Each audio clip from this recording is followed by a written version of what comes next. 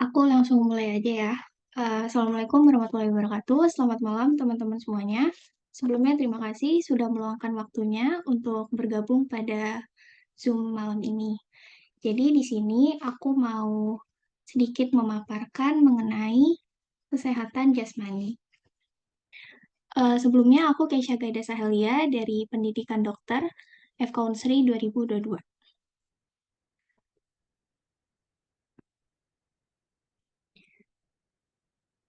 Jadi di sini udah ada outline yang aku buat. Yang pertama ada tentang kebugaran tubuh, lalu pentingnya melakukan aktivitas fisik, kemudian ada pemanfaatan aplikasi Pacer Health, lalu ada kesimpulan dan juga referensi yang saya gunakan untuk eh, materi hari ini. Jadi yang pertama kita langsung ke kebugaran tubuh ya. Jadi kebugaran tubuh adalah berbagai aspek kualitas hidup yang sangat berhubungan dengan keadaan status kesehatan jasmani yang positif. Lalu kita masuk ke komponen kebugaran jasmani. Menurut Jam, pada tahun 1993, status kebugaran dapat dinilai dari komponen kesegaran yang dikelompokkan menjadi dua golongan, yaitu komponen kesegaran yang berhubungan dengan kesehatan dan juga komponen yang berhubungan dengan keterampilan. Jadi kita masuk ke komponen kesehatan dulu. Yang pertama ada cardiovascular endurance atau daya tahan kardiovaskuler. Jadi daya tahan kardiovaskuler adalah bahwa jantung secara progresif memiliki daya atau kekuatan kerja yang lebih banyak dari biasanya sebelum terbiasa latihan jasmani secara teratur. Hal ini ditandai oleh adanya kekuatan irama gerak yang lebih lama dari jumlah otot yang terlatih untuk mempertahankan keseimbangan sistem peredaran darah, juga sistem pernafasan. Jadi, semakin banyak tubuh seseorang dapat menggunakan oksigen, maka semakin banyak pula pekerjaan yang dapat dilakukannya. Lalu kita masuk yang kedua, ada muscular endurance and strength, atau daya tahan otot dan kekuatan otot. Kita ke daya tahan otot dulu.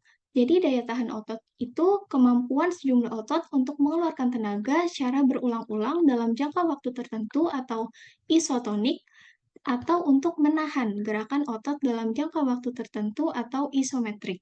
Sementara untuk kekuatan otot merupakan kemampuan sejumlah otot untuk menggunakan kekuatan terhadap sesuatu rangsangan kekuatan tenaga lawan. Otot yang kuat secara efisien membawa kemudahan untuk melakukan pekerjaan yang berat. Yang ketiga ada body composition atau keseimbangan pertumbuhan. Itu tergantung pada keadaan perbandingan ketebalan lemak dengan otot dan tulang. Jadi lemak itu diperlukan untuk menahan dan melindungi organ vital, dan pada wanita berguna untuk mempertahankan siklus hormon dan ovulasi atau pembuahan. Wanita itu memerlukan sekitar 13-18% ketebalan lemak dibandingkan dengan jumlah berat badannya. Namun untuk laki-laki itu memerlukan lebih kurang 10-13% dari berat badan yang dimilikinya. Jadi komposisi tubuh seorang itu biasanya terdiri atas massa otot sekitar 40-50%, untuk tulang itu 16-18%, dan organ-organ tubuh itu 29-39%. Lalu yang terakhir ada flexibility atau kelentukan, itu merupakan kemampuan tubuh untuk melakukan gerakan melalui ruang gerak sendi atau ruang gerak tubuh secara maksimal.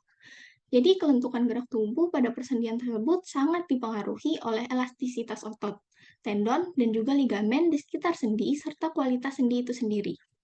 Terkait dengan kesehatan, kelentukan itu merupakan salah satu parameter atau tolak ukur kesembuhan akibat cedera dan penyakit muskuloskeletal. Kita masuk ke materi kedua, itu komponen keterampilan. Yang pertama ada speed atau kecepatan. Itu kemampuan tubuh untuk melakukan gerakan dalam waktu yang sesingkat-singkatnya. Kecepatan itu merupakan komponen kondisi fisik yang penting dalam mencapai prestasi maksimal. Karena hampir semua cabang olahraga itu tidak lepas dari komponen kecepatan. Yang kedua ada reaction time atau waktu reaksi, merupakan selang atau jangka waktu antara rangsangan dan permulaan gerak motor atau otot. Waktu reaksi melibatkan penyatuan dari pusat sistem saraf sebelah atas, yaitu persepsi dari stimulus seperti suara, cahaya, atau dari lampu, dan permulaan gerakan yang tepat. Waktu reaksi secara umum dikenal sebagai latensi respon, yaitu waktu yang berlalu di antara pemberian stimulus dan munculnya suatu respon. Lalu ada power atau daya ledak, adalah kemampuan sebuah otot atau sekelompok otot untuk mengatasi tahanan beban dengan kecepatan tinggi dalam satu gerakan yang utuh. Selanjutnya, agility atau kelincahan adalah kemampuan tubuh untuk mengubah arah secara cepat tanpa adanya gangguan keseimbangan atau kehilangan keseimbangan. Lalu, eh, untuk akurasi itu adalah ketepatan kemampuan tubuh untuk mengarahkan sesuatu sesuai dengan sasaran yang dikehendaki.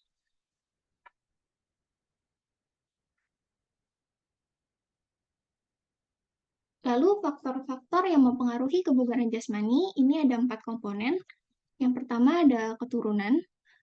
Jadi keturunan itu diketahui bahwa 93,4% volume udara maksimum atau VO2 max itu ditentukan oleh faktor genetik.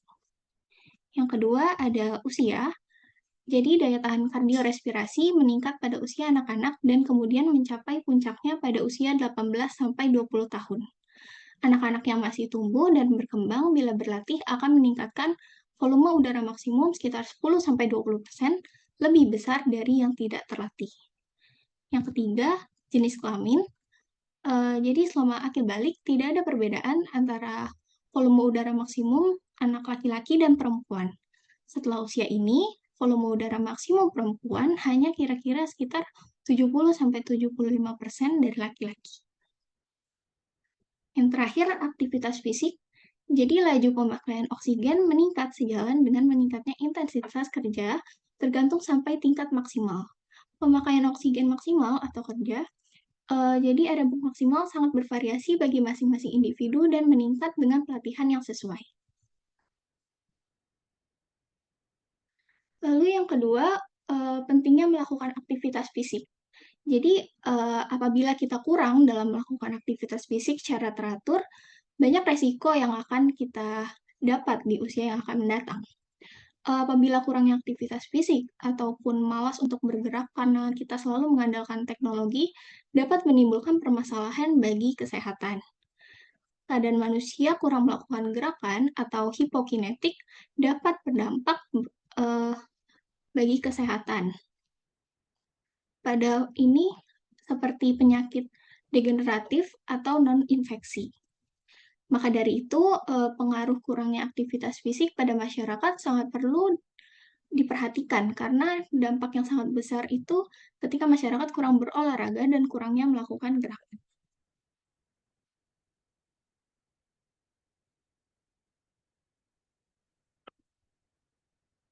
Lalu, manfaat dari aktivitas fisik itu yang pertama ada mengontrol berat badan ideal. Jadi, banyak penelitian menunjukkan kaitan antara tubuh yang kurang gerak dengan kenaikan berat badan. Jadi, semakin banyak kita bergerak, maka semakin banyak aktivitas fisik yang dapat dirasakan. Salah satunya adalah metabolisme tubuh yang meningkat sehingga dapat menjaga berat badan tetap ideal. Yang kedua, ada menjaga kesehatan tulang dan otot. Jadi, dengan latihan fisik, tubuh akan melepaskan hormon yang dapat meningkatkan penyerapan asam amino oleh otot sehingga massa dan kekuatan otot terjaga. Selain itu, aktivitas fisik dapat meningkatkan kepadatan tulang sehingga mencegah terjadinya osteoporosis. Yang ketiga, dapat menjaga kesehatan kulit. Jadi olahraga yang teratur dalam batas yang wajar dapat mendorong tubuh untuk menghasilkan antioksidan alami dan meningkatkan sirkulasi darah. Hal ini dapat menjaga kesehatan sel kulit dan mencegah munculnya tanda-tanda penuaan dini. Untuk yang terakhir, dapat menjaga kesehatan otak. Jadi aktivitas fisik dapat meningkatkan detak jantung dan meningkatkan sirkulasi darah dan oksigen pada otak. Hal ini mampu meningkatkan kinerja otak, meningkatkan kemampuan berpikir, dan juga mengingat. Lalu yang terakhir ada pemanfaatan dari aplikasi Pacer Health. Jadi Pacer Health ini merupakan aplikasi yang memiliki fungsi sebagai pedometer, namun berupa digital. Langsung ke definisi pedometer. Pedometer sendiri itu adalah alat elektronik yang digunakan untuk menghitung langkah orang yang berjalan atau berlari. Biasanya pedometer digunakan oleh orang yang antusias berolahraga dan orang yang ingin meningkatkan aktivitas fisik, meningkatkan kebugaran, mengurangi berat badan dengan banyak berjalan atau berlari. Yang kedua, untuk manfaat penggunaan pedometer sendiri, pedometer itu bisa mencatat dengan tepat seberapa jauh atau berapa banyak langkah seseorang itu berjalan. Mekanisme pedometer pada smartphone, jadi aplikasi ini atau Pacer Health menggunakan akselerometer sensor untuk mendeteksi langkah, menghitung jarak, dan jumlah kalori yang terbakar. Dengan akselerometer, aksi yang dihasilkan ketika sedang bergerak akan diubah menjadi kecepatan yang digunakan untuk mengklasifikasikan kegiatan pengguna. Ini contoh fitur yang terdapat di Pacer Health, bisa mendeteksi jumlah langkah yang dilakukan per hari, jumlah waktu aktif kita berjalan, lalu bisa melacak jumlah langkah per minggu dan rata-ratanya. Ini tempat kita melakukan aktivitas fisik seperti berlari atau berjalan. Dalam Pacer Health juga ada video latihan untuk melakukan aktivitas fisik. Jadi kesimpulannya, kebugaran tubuh adalah aspek kualitas hidup yang dipengaruhi oleh aktivitas fisik. Aktivitas fisik yang menggunakan langkah kaki dapat tercatat pada aplikasi Pacer Health dengan sensor akselerometer. Baik, ini referensi yang digunakan. Mungkin sekian pemaparannya. Terima kasih yang sudah memperhatikan. Kalau ada pertanyaan, boleh silakan langsung unmute. Terima kasih. Ya, halo semua, namaku Syifa Tuwanda. Aku ingin bertanya, di samping banyak manfaat yang kita dapat dari aktivitas fisik, apakah ada dampak negatifnya jika kita melakukannya berlebihan? Oke, makasih. Jadi, uh, meskipun banyak manfaat melakukan aktivitas fisik, namun jika dilakukan secara berlebihan, itu dapat mengakibatkan cedera seperti kesleo, patah tulang, dan nyeri otot. Terus bisa juga kita nih jadi sulit tidur karena akan terjadi keluarnya hormon kortisol yang membuat tubuh sulit merasa rileks dan juga tidak mengantuk. Terus untuk pada perempuan, terjadi juga gangguan menstruasi terjadi karena seseorang wanita itu akan kehilangan banyak lemak tubuh. Mungkin sekian, apakah sudah menjawab? Ya, baik, terima kasih banyak. Yang lain ada pertanyaan lagi?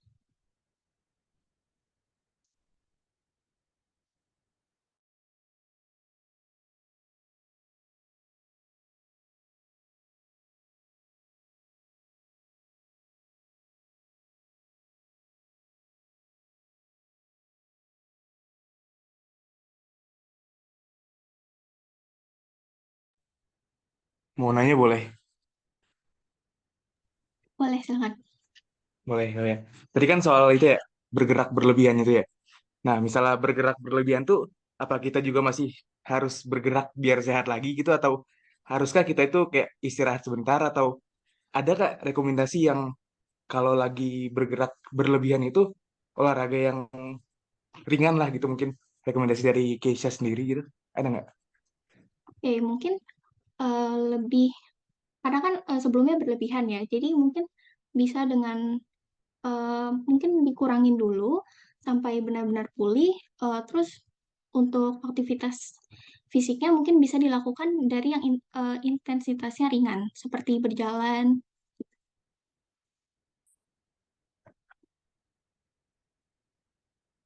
Ada lagi yang mau nanya?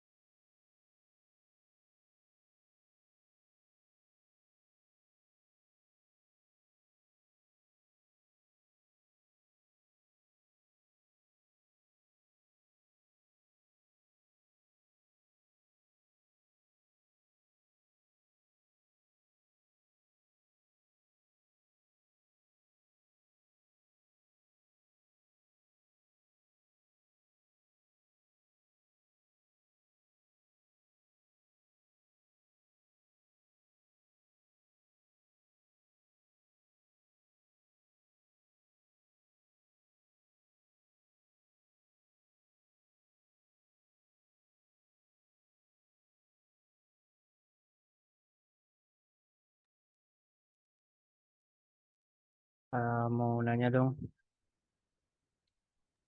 Boleh, silakan.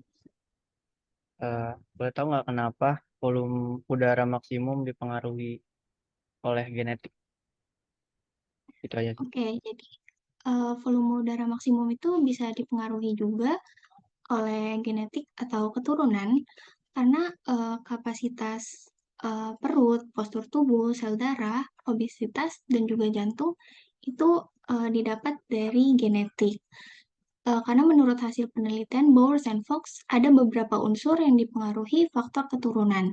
Di antaranya itu ada kemampuan aerobik, itu VO2 max sebesar 93%, sistem asam laktat sebesar 81%, dan denyut jantung maksimal sebesar 86%.